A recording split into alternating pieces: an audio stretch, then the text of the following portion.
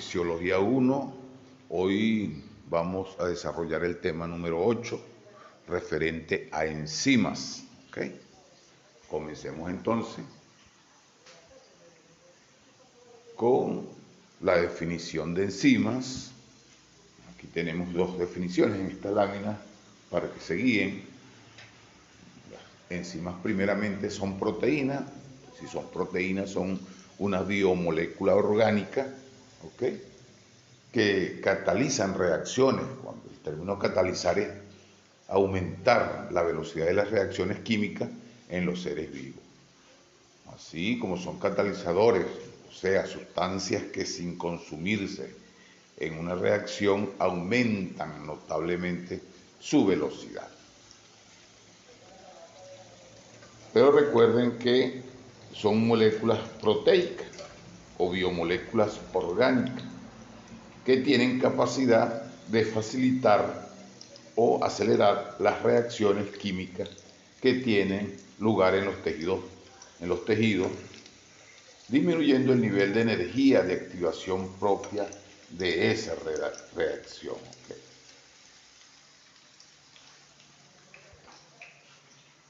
Y en una reacción química de una enzima están presentes los siguientes componentes. Primeramente está la enzima, ¿okay?, que ya saben la definición, que es una proteína que reacciona, que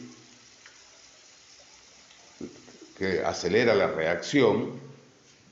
Luego tenemos el sustrato, que es el que queremos catalizar para obtener un producto.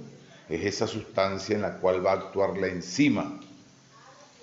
Y en la enzima vamos a tener el sitio activo, que es donde el sustrato se une, es el lugar donde el sustrato se une a la enzima.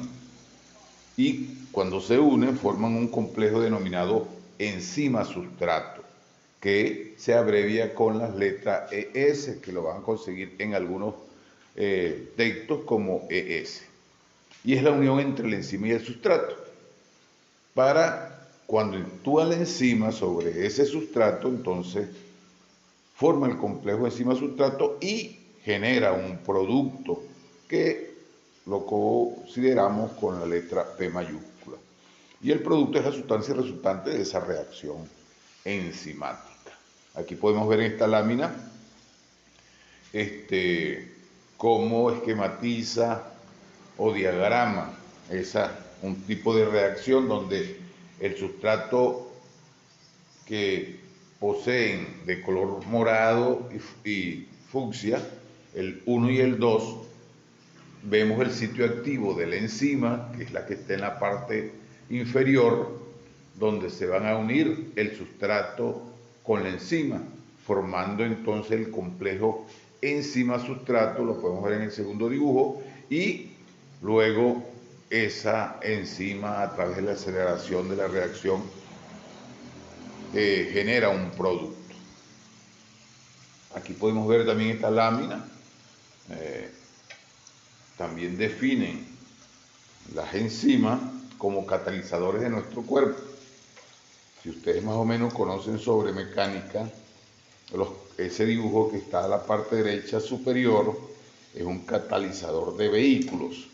¿Qué hace el catalizador de vehículos? Cataliza una reacción y convierte el monóxido, que es un gas altamente tóxico para el ambiente y para los humanos, y lo convierte en dióxido de carbono, ¿okay?, para no contaminar. O sea, ese pieza del vehículo es un catalizador entonces.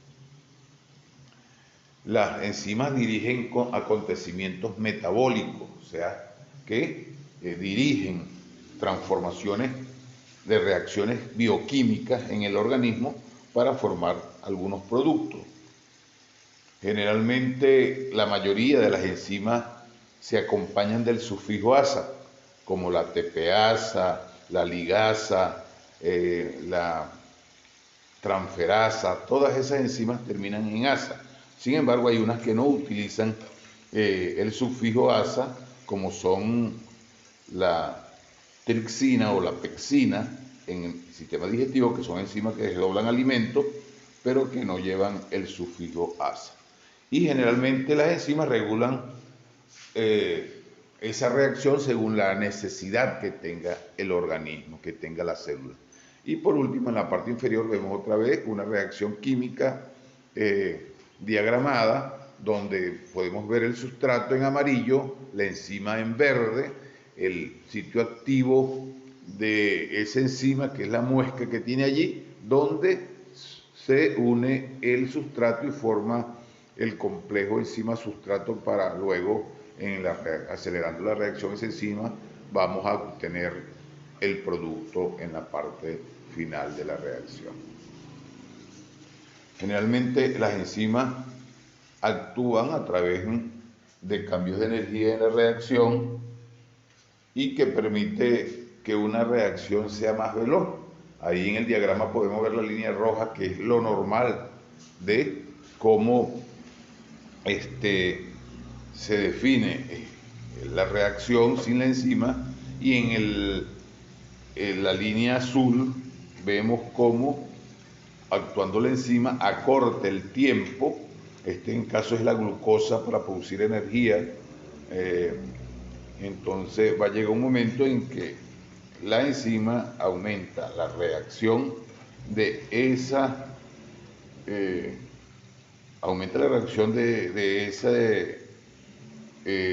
producción de energía para disminuir el tiempo y aumentar la rapidez de esa reacción. En cuanto a las características generales de una enzima, es importante que la enzima cumpla con una serie de características para que sea eficaz. Primero vamos a tener que son las principales, ya lo hemos dicho, las enzimas son de naturaleza proteica y presentan gran capacidad para acelerar reacciones químicas, que es lo que se denomina capacidad catalítica de ese producto, de esa enzima, perdón. Tercero, presentan alta capacidad específica por el sustrato, o sea, son como parte de un todo entre la enzima y el sustrato, ¿ok? Actúan en un rango óptimo de temperatura y pH, o sea que cada enzima, no todas tienen el mismo rango, pero las enzimas actúan sobre un rango de temperatura. Por ejemplo, hay enzimas que actúan en un pH ácido, muy ácido, como la pepsina en el estómago, que actúa en un medio muy ácido, menos de 3 ese pH. Pero tenemos la tripsina que actúa en el intestino en un pH más o menos de 7, y hay otras enzimas que actúan en un pH alcalino. Y en cuanto a la temperatura, también es importante que más eficaz cuando específicamente la enzima alcanza una temperatura óptima. Y algunas enzimas requieren de la presencia de otras moléculas para ser activadas. Es lo que vamos a ver ahorita, el cofactor o grupo prostético, que amerita algunas, no todas las enzimas, la gran mayoría de las enzimas actúan sin este cofactor. Los tipos de enzimas que vamos a encontrar son, primeramente, la apoenzima, cuyo componente es 100% proteico, ¿okay? Son las enzimas que son 100% proteicos, pero vamos a encontrar también la holoenzima, que el componente proteico está presente, pero amerita un cofactor para la activación, o sea que requiere de otros elementos, otras moléculas para ser activada esta enzima holoenzima. Entonces, una holoenzima es igual a una apoenzima más un cofactor no proteico que tiene que activar esa proteína, y ese cofactor son moléculas no proteicas necesarias para que la enzima se active y catalice la reacción. Tenemos dos tipos de cofactor. Los cofactores pueden ser solubles o permanecer unidos a las enzimas durante la reacción completa y pueden ser inorgánicos como los iones, que son transportadores de grupos que participan en las reacciones como el magnesio, el potasio, el hierro, el zinc, el cobre y otros iones que también participan como cofactores inorgánicos, ¿okay? Y los cofactores orgánicos, que son las coenzimas.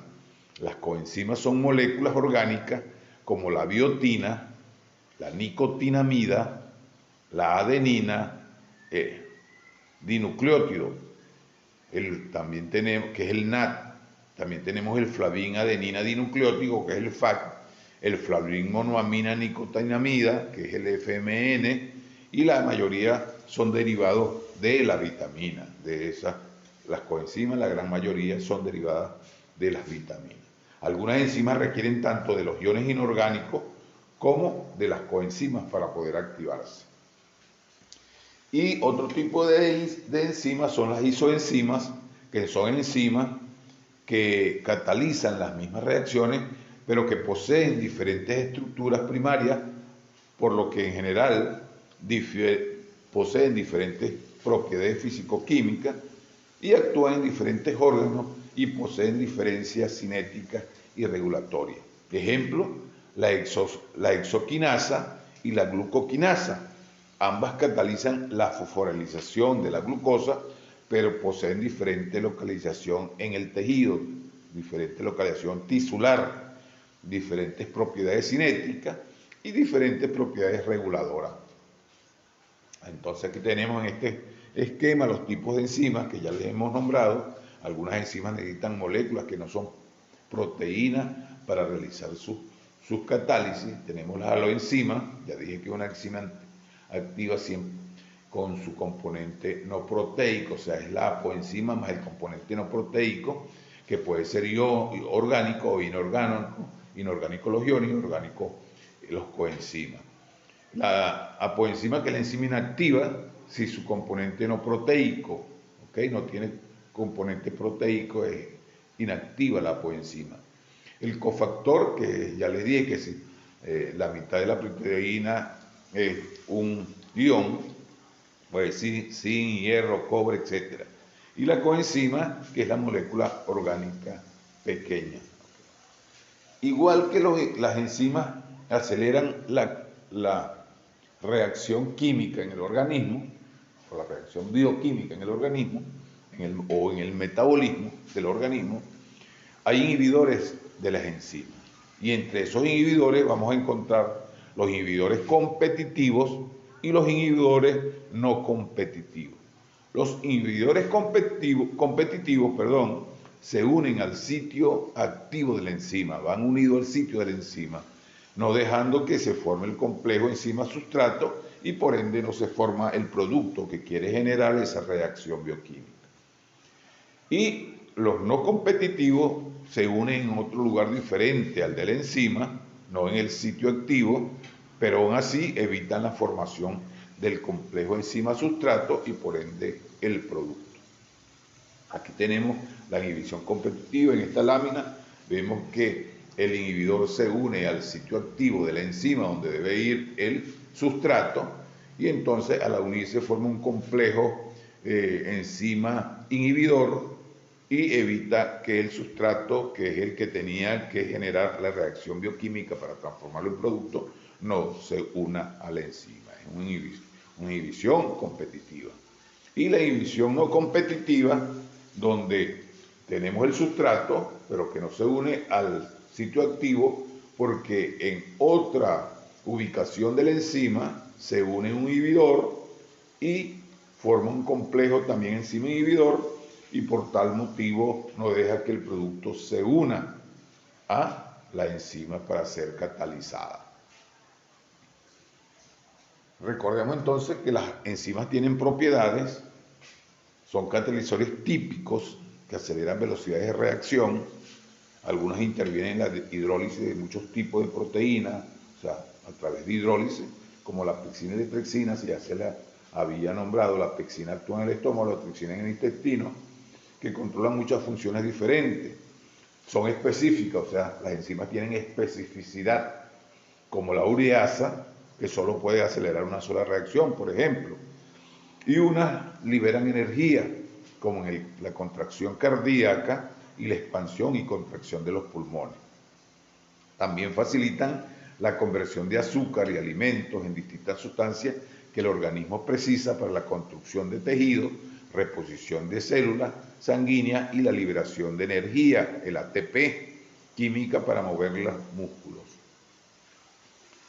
Entonces, las enzimas también presentan las propiedades que había dicho al principio, pero para recordarlas, tienen principios de especificidad, son específicas. Por ejemplo, 30 gramos de pexina cristalina digieren hasta 2 toneladas métricas de claras de huevo en pocas horas. ¿Okay? Recordando que la pexina es una enzima que actúa a nivel del estómago. Son inestables cuando se calientan y solubles en agua, se debilitan a bajas temperaturas, se inactivan, aumentan su actividad con el aumento de la temperatura e inhibiendo o activando cambios en el metabolismo. Las dos funciones importantes entonces de las enzimas son catabolismo y el anabolismo. El catabolismo se utiliza para obtener los nutrientes básicos que mantienen el cuerpo funcionando. Las proteínas se descomponen en aminoácidos y los hidratos de carbono se convierten en glucosa. Los lípidos se vuelven ácidos grasos, por lo que el catabolismo es todo este procedimiento que consiste en descomponer y liberar la energía de los alimentos para ser utilizados por el organismo. Un catabolismo positivo, la paciente está en condiciones de nutrición importantes. Un catabolismo negativo, el paciente tiende a disminuir de peso porque sus reacciones con las enzimas están alteradas, ¿ok? Y el anabolismo, una vez que el organismo haya conseguido los nutrientes que absorbió en el catabolismo necesarios del organismo, viene este proceso que consiste en usar la energía y los nutrientes para construir nuevas células, hormonas, tejidos y más. El cuerpo combina y extrae los nutrientes esenciales de la digestión y los agrega para el ADN, o sea que en el anabolismo se utiliza la energía producida en el catabolismo para todos estos procesos, sobre todo la formación de ADN. Entonces el anabolismo es un proceso de producción propia del organismo, de moléculas partiendo de los nutrientes esenciales. ¿Okay? Mientras que el catabolismo, ya lo dije, es el procedimiento que consiste en descomponer y liberar la energía. Y entonces el anabolismo, entonces, aprovecha esa energía, la transforma.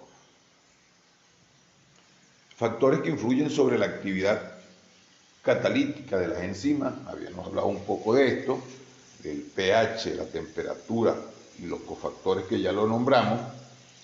El pH óptimo, de acuerdo al pH, cada enzima es sensible a un pH óptimo, a los cambios de ese pH. Ejemplo, la pexina gástrica actúa en un pH óptimo menor de 3, aquí dice exactamente 2. La ureasa actúa efectivamente en un pH óptimo que es neutro, 7. Y la arginasa, que actúa en un pH muy alcalino, de 10. ¿Okay? Por eso es que cada enzima tiene un pH específico. En cuanto a la temperatura óptima de funcionamiento de las enzimas, la temperatura, al aumento de la temperatura aceleran las reacciones y su disminución y la disminución de la temperatura disminuye o inactiva la reacción. Ahí entonces, cuando disminuye la temperatura, desnaturalización de esa proteína y no actúa, ¿ok? Mientras que los cofactores, resumiendo, ya hemos hablado de ello, resumiendo, los cofactores son componentes que requieren la enzima para su función catalítica, para activarse y hacer la reacción. Es una sustancia no proteica constituida por iones inorgánicos, hierro, magnesio, manganeso, zinc, cobre, etc. y que son los inorgánicos, y mientras que el cofactor orgánico es la coenzima.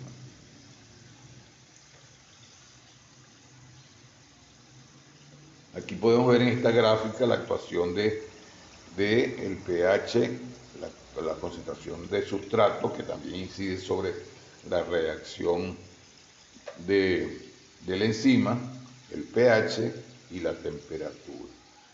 En concentración de sustrato, aquí vemos, a mayor sustrato va a llegar un momento que la enzima va a su máxima velocidad en la producción de sustrato, que es en la gráfica inferior del lado izquierdo. La temperatura, aquí vemos en la temperatura, a mayor aumento de temperatura, más reacción de esa enzima, más activación, pero va a llegar un momento, ahí lo vemos en la cima de esa montaña, donde dice velocidad máxima, allí llega un momento en que se desnaturaliza y disminuye su actividad óptima. Y aquí en el cuadrito derecho coloreado vemos tres líneas, una negra, una azul y una roja, que diferentes enzimas actuando en diferentes pH. ¿Cómo clasificamos entonces las enzimas? Las enzimas las clasificamos, son dos clasificaciones. La primera no muy importante, que es la clasificación de acuerdo a su actividad, y pueden ser entonces hidrolasas.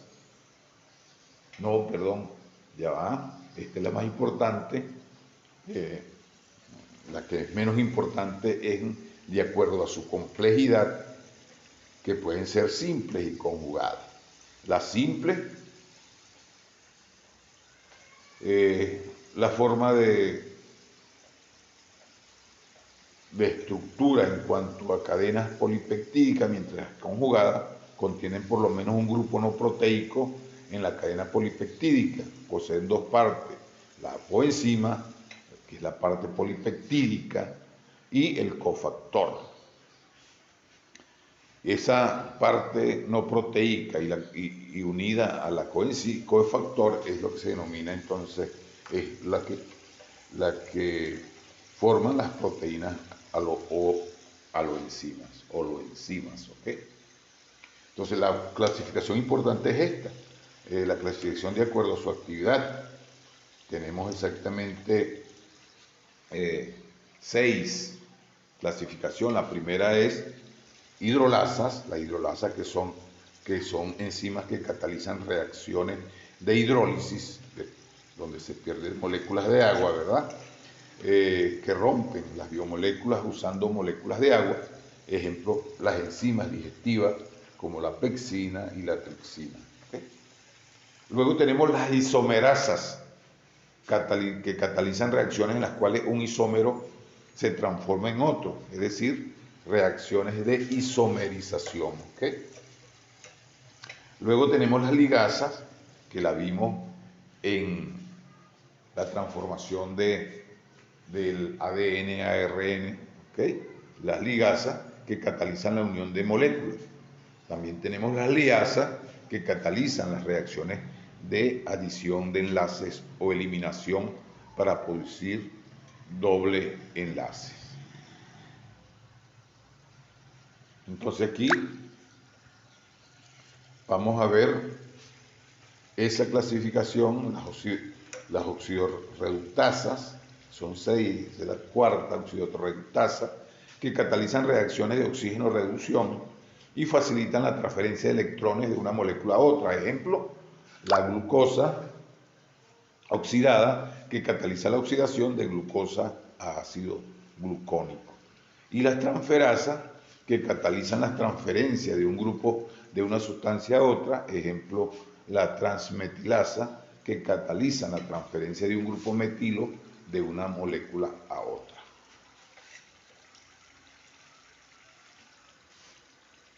Aquí podemos ver en este cuadro esa clasificación por orden, por número. La tenemos aquí, la oxidorreductasa, como la deshidrogenasa y la percudasa, ¿ok? Las transferasas, ejemplo, la hexocinasa y la transaminasa, ¿ok?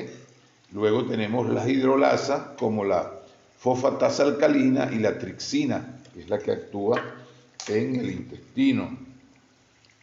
Tenemos las liasas como la anhidrasa carbónica y los hidratasas, las isomerasas como la triosa fosfato isomerasa y la fosfoglucomutasa. Y por último, la número 6 es las ligasas, como el piruvato carboxilasa y el DNS, el DNA ligasa.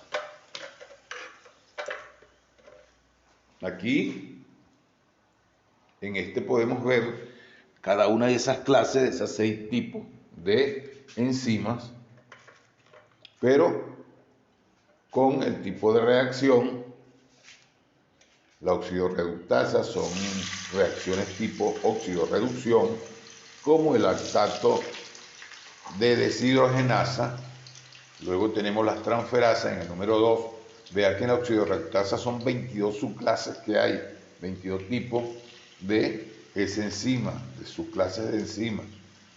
Las transferasas son 9 subclases y lo que hace es transferir grupos de una sustancia a otra. Luego tenemos las hidrolasas, tiene 13 subclases y lo que hacen es hidrolizar a través del agua, como la quimotrixina. Luego tenemos en el número 4 las liasas, que tienen 7 subclases y su tipo de acción es que adicionan o eliminan grupos para formar dobles enlaces, como la fumarasa. Quinto, tenemos las isomerasas, que es tiene 6 subclases y el tipo de reacción es que son reacciones de isomerización. Es una transferencia de grupos entre moléculas, intramoleculares, como la triosa fosfato isomerasa. Y por último, la número 6 es la ligasa, tiene 6 subclases también, que su tipo de reacción es de ligación de 2 sustratos, los une, los liga, como dice la palabra, implicado en la hidrólisis del ATP, como la piruvato carboxilasa. Hasta aquí esta clase, compañeros, de morfofisiología. Nos veremos en la próxima clase.